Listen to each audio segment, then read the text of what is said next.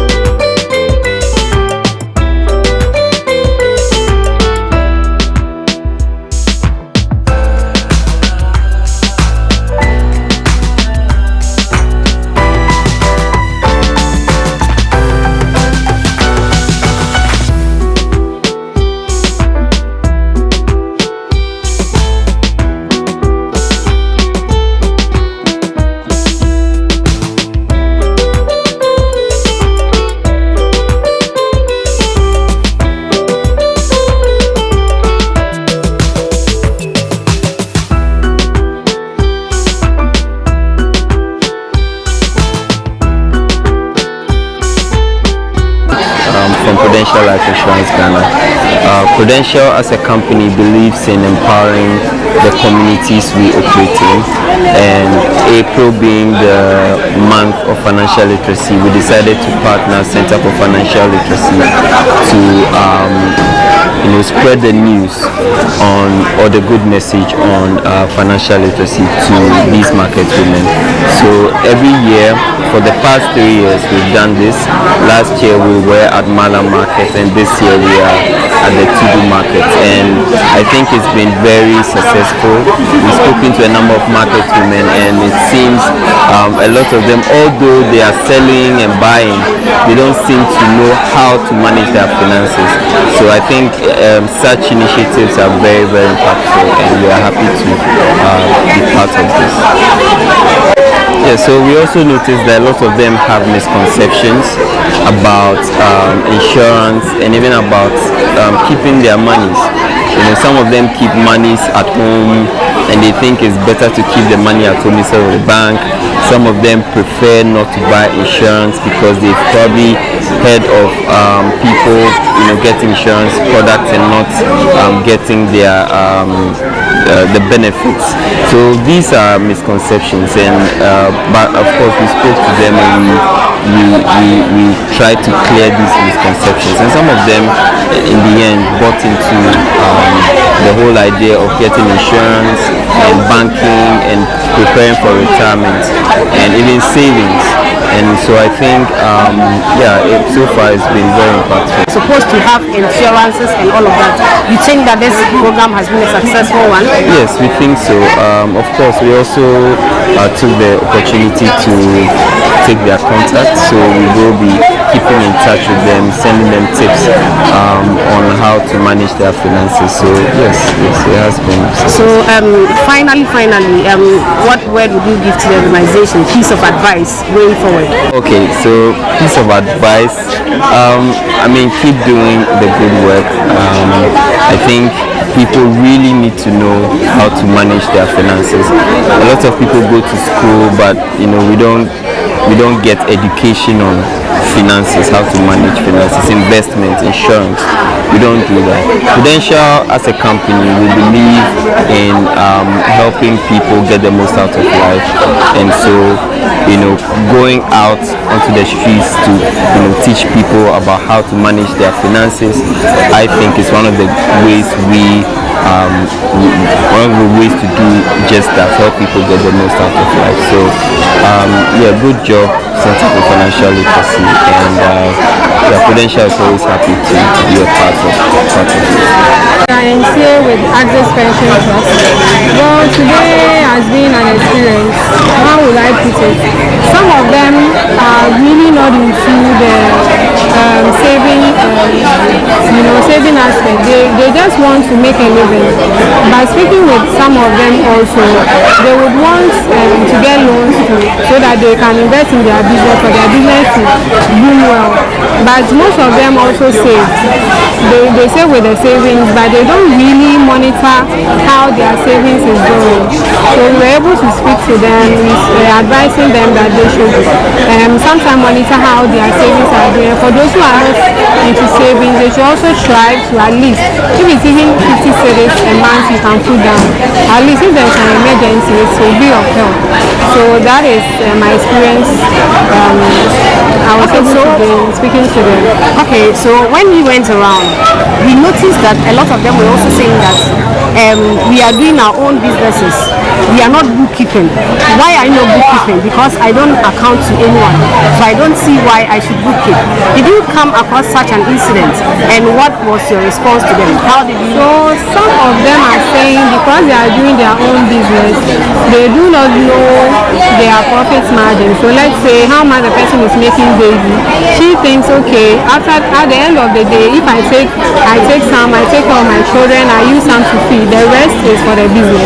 So they don't really know how to know their income and how much they are doing. But they can roughly tell you how much they make in a week. Some of them are able to tell you. So what I tell them is, okay, you can, let's say today if you buy goods of 100, at least do a bookkeeping of those goods. How much have you sold so that you'll be able to know how much you are making at the end of the week. So I was able to advise some of them, let's say the small things they can do for themselves, not looking for maybe an outsider to help, but what they can do for themselves is keeping stock of the goods they buy, and then at the end of the day, what they are able to sell, they can also make it. Which message are you giving to the Center for Financial Literacy for carrying out such an event of educating market women and men to kind of like know how to manage their finances? So for starters, it's been good. Today was good, but I think they should continue.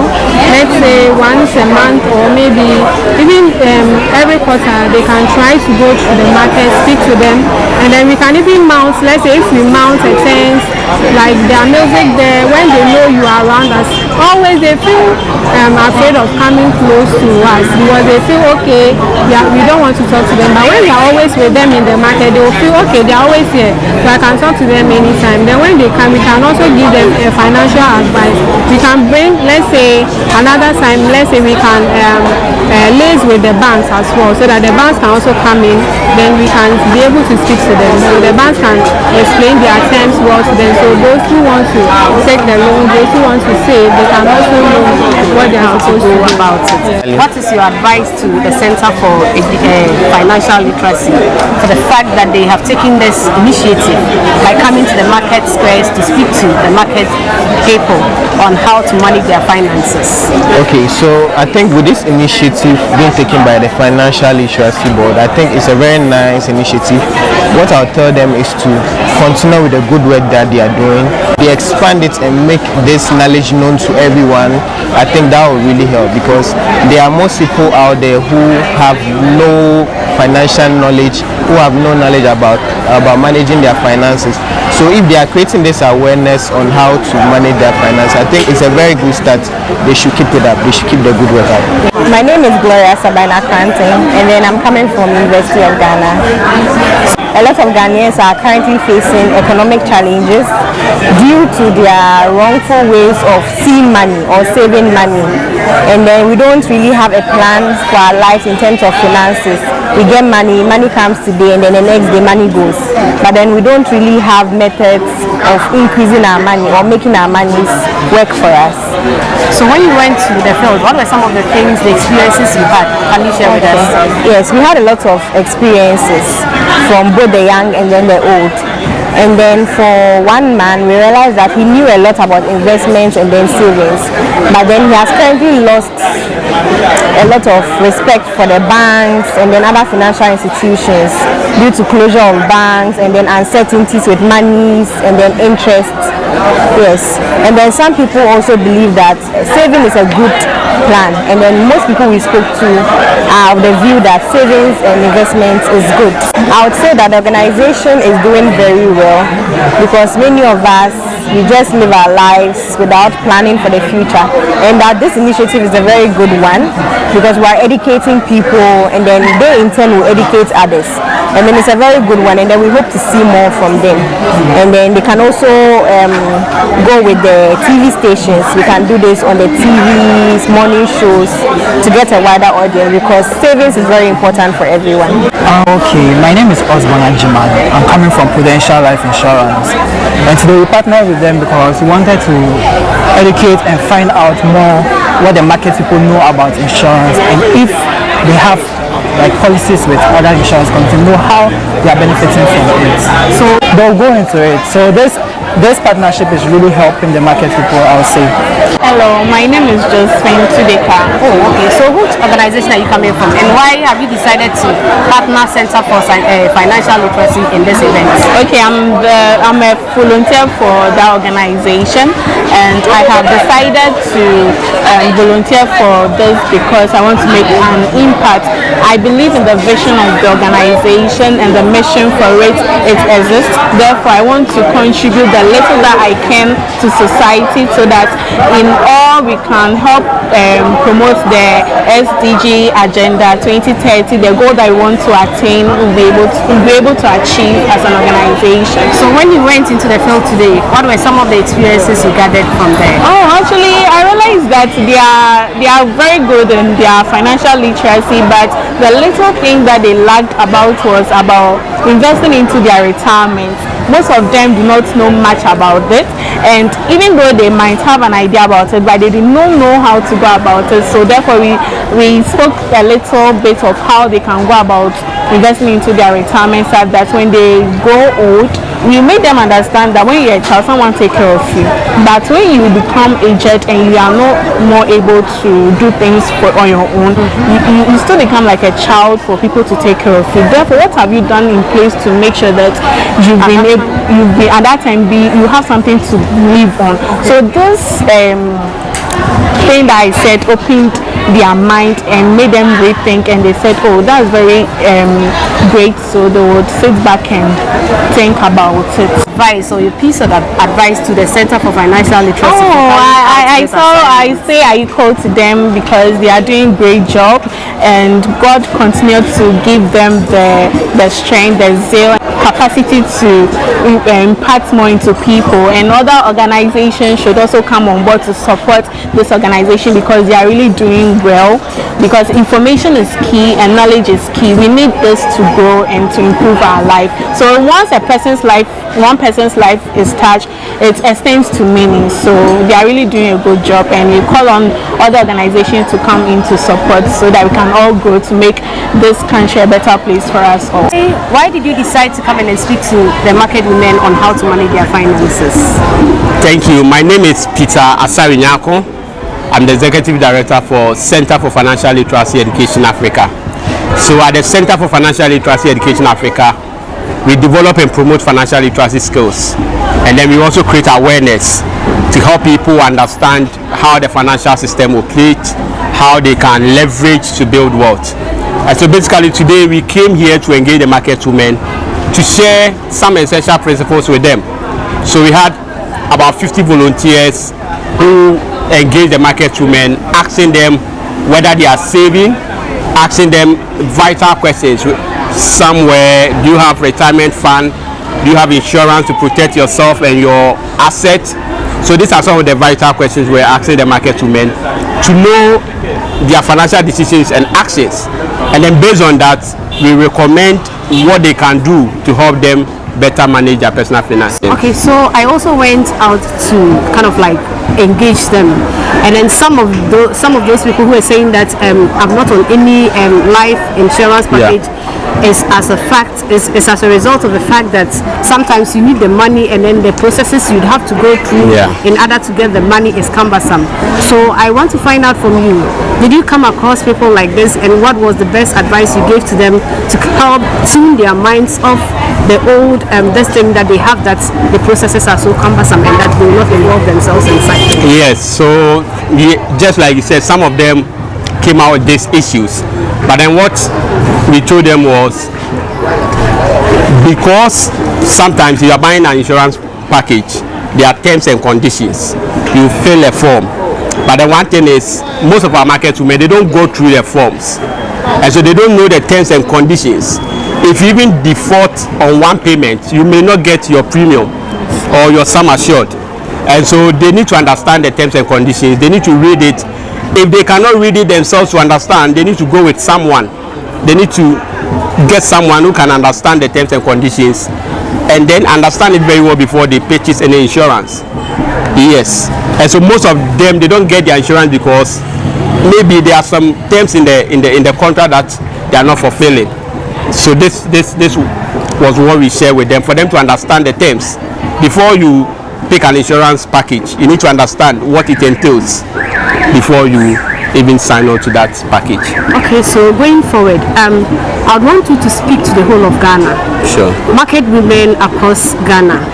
Today you have had the opportunity to speak to some of them, but then to the larger or the broader market women, what will you tell them? Those who weren't here to hear this very key information you have given to these ones, and that they'll be reading from our onlines and then watching from TV. What is the advice you are giving to them? Yeah, so the message is simple. Now you have the energy, you have the strength, you can wake up every morning and come to marketplace to sell your product and services.